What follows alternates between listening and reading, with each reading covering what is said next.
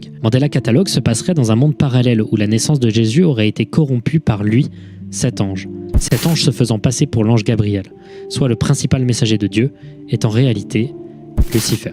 Pour certains, ça pourrait paraître évident, mais pour d'autres, moins.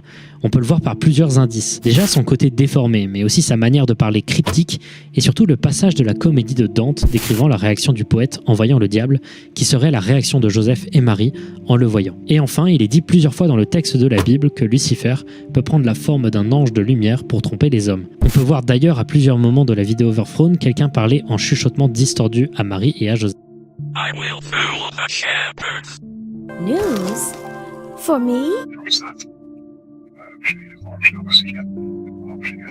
Et oui, c'est en effet ce qui est donné par la vidéo Metaphysical Awareness Disorder comme le moyen de transmission du MAD.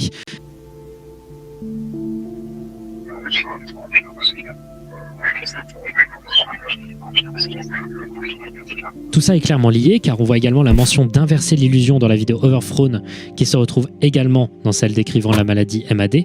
Encore une fois, tout corrèle. Ce que fait Lucifer dans ses vidéos, c'est infecter Marie et Joseph, faire d'eux les créateurs non pas de Jésus, mais de l'Antéchrist. Tout ce qui est montré, les alternés, les intruders, la MAD, tout provient à la base d'une corruption divine, qui remonte jusqu'à l'arche de Noé, où celui-ci aurait laissé venir avec lui une corruption du diable sur son arche. Du moins, c'est ce qui peut être compris.